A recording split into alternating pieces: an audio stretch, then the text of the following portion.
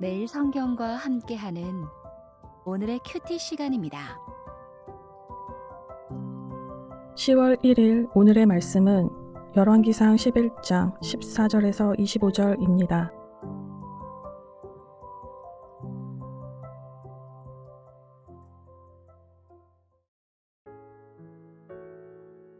여호와께서 에돔 사람 하닷을 일으켜 솔로몬의 대적이 되게 하시니 그는 왕의 자손으로서 에돔에 거하였더라. 전에 다윗이 에돔에 있을 때에 군대 지휘관 요압이 가서 죽임을 당한 자들을 장사하고 에돔의 남자를 다 쳐서 죽였는데 요압은 에돔의 남자를 다 없애기까지 이스라엘 무리와 함께 6달 동안 그곳에 머물렀더라. 그때 하닷은 작은 아이라 그의 아버지 신하 중 에돔 사람 몇몇과 함께 도망하여 애굽으로 가려하여 미디안을 떠나 바란에 이르고 거기서 사람을 데리고 애굽으로 가서 애굽 왕 바로에게 나아가매 바로가 그에게 집과 먹을 양식을 주며 또 토지를 주었더라. 하닷이 바로의 눈앞에 크게 은총을 얻었으므로 바로가 자기의 처제 곧 왕비 다브네스의 아우를 그의 아내로 삼음에 다브네스의 아우가 그로 말미암아 아들 구누밧을 낳았더니 다브네스가 그 아이를 바로의 궁중에서 젖을 떼게 하매 그 누밧이 바로의 궁에서 바로의 아들 가운데 있었더라. 하닷이 애굽에 있어서 다윗이 그의 조상들과 함께 잔 것과 군대 지휘관 요압이 죽은 것을 듣고 바로에게 아뢰되 나를 보내어 내 고국으로 가게 하옵소서. 바로가 그에게 이르되 내가 나와 함께 있어 무슨 부족함이 있기에 내 고국으로 가기를 구하느냐. 대답하되 없나이다. 그러나 아무쪼록 나를 보내옵소서 하였더라. 하나님이 또 엘리아다의 아들 르손을 일으켜 솔로몬의 대적자가 되게 하시니 그는 그의 주인 소바 왕 하닷에셀에게서 도망한 자라. 다윗이 소바 사람을 죽일 때에 르손이 사람들을 자기에게 모으고 그 무리의 계수가 되어 다메섹으로 가서 살다가 거기서 왕이 되었더라. 솔로몬의 일평생에 하닷이 끼친 환난 외에 르손이 수리아 왕이 되어 이스라엘을 대적하고 미워하였더라. 추석 연휴 가운데 맞이하는 복된 주일 아침입니다. 주님의 평강을 빕니다. 오늘도 우리가 함께 읽고 묵상하는 말씀을 통해 또 온 가족들과 공동체가 함께 드릴 오늘 예배를 통해 하나님과 사람들 앞에서 정직한 영으로 서가시는 오늘 하루 또 한 주간의 시작이시길 기도합니다. 오늘 14절, 23절 말씀처럼 결국 하나님께서 주변 나라들을 일으켜 솔로몬을 심판하는 도구로 사용하십니다. 에돔 사람 하닷과 엘리아다의 아들 르손을 일으켜 솔로몬을 대적하게 하신 것입니다. 에돔은 남쪽에서, 르손은 북쪽에서 일어납니다. 사무엘하 8장을 보면 다윗이 어디로 가든지 승리하며 이때 정복한 블레셋, 모압, 아람, 에돔, 아말렉 등의 나라들에서 많은 전리품을 취하고 또 여러 나라로부터 조공을 받았습니다. 이 위협을 이어받은 솔로몬 역시 바다에 모래같이 많아진 백성들과 함께 먹고 마시는 즐거움과 행복을 누리며 아브라함에게 약속하신 하나님의 언약이 부분적으로 성취되었음을 체험했습니다. 다윗 때보다도 더 넓은 영토를 확장하며 위로는 유프라데강 경계까지, 아래로는 이집트 경계까지 다스렸습니다. 그리고 솔로몬의 통치가 미치는 모든 나라들이 조공을 바쳤고 이스라엘 온 나라는 태평성대를 누렸습니다. 그런데 이제 조공을 바쳤던 나라들 가운데 대적하는 나라가 일어난 것입니다. 무슨 일이 있었던 것입니까? 열왕기상 3장부터 11장 전체 문맥에서 오늘 상황을 살펴보면 2장에 아버지 다윗의 유언을 포함해서 3장, 6장, 9장에서 하나님은 솔로몬에게 말씀을 떠나지 말 것을, 아버지 다윗의 길을 갈 것을, 그렇게 하면 무엇을 하든지 형통케 하고 솔로몬의 삶도 왕위도 견고히 하겠다고 분명히 말씀하셨습니다.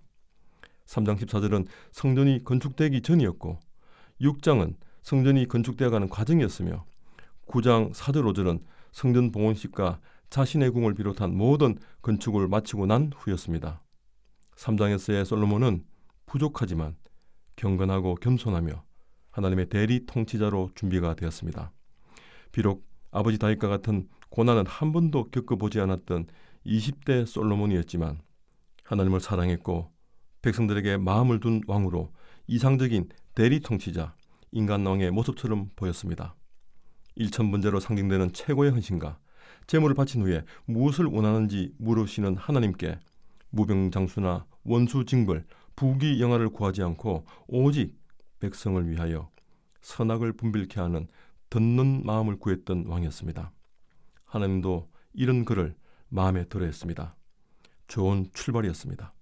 5장 4절에서 솔로몬은 이제 내 하나님 여호와께서 내게 사방에 태평을 주심에 원수도 없고 재앙도 없다고까지 고백했습니다.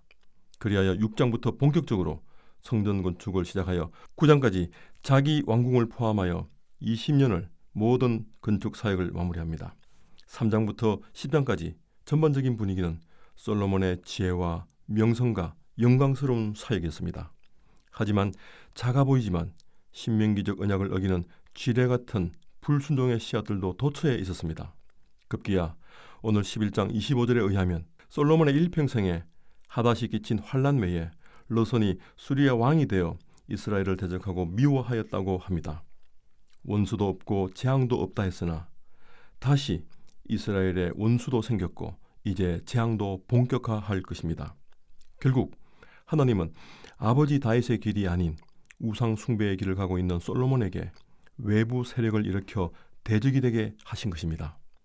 에돔은 홍해로 가는 길목에 있는 전략적으로 중요한 사해 남동쪽 중심으로 퍼져 살았던 작은 민족들이었습니다.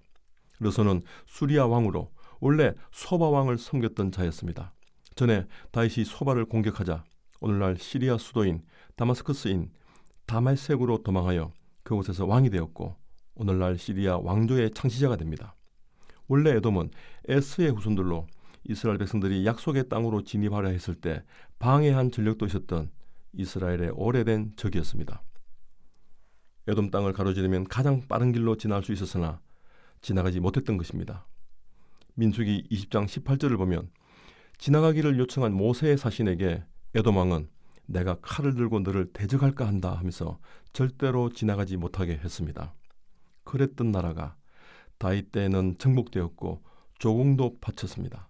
전에 다윗과 전쟁 중에 에돔 왕자였던 하닷은 애굽으로 도망했었는데 19절 보시면 바로는 그를 받아들이고 왕비의 여동생과 결혼까지 시킵니다. 어떤 의미에서는 이스라엘을 견제하기 위한 바로의 정치적인 판단일 수 있지만 하나님께서 이 불순종한 자기 백성들을 징계하기 위해 준비하신 도구에 불과했습니다. 3장 1절에서 솔로몬과 자기 딸을 결혼시켰으며 또 한편으로는 에돔의 하닷을 통해 이스라엘을 견제하고 있는 바로를 보면서 우리가 살아가는 오늘과도 다를 바가 없는 냉혹한 정치인체를 보는 것 같습니다. 안 그래도 조상 때부터 사이가 안 좋았는데 서로 죽고 죽이는 전쟁을 치르면서 에돔 사람들은 이스라엘의 적대감이 생겼을 겁니다.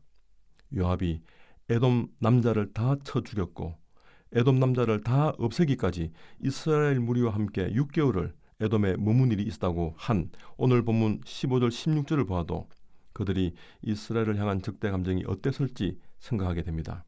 하닷의 복수심을 정당화할 수는 없지만 폭풍의 신이라 불리는 이 하닷을 통해 하나님은 솔로몬과 그의 나라에 폭풍 같은 재앙을 보내실 것입니다. 잠언 19장 29절 말씀처럼 심판은 거만한 자를 위한 것이요 채찍은 어리석은 자의 등을 위하여 예비된 것입니다.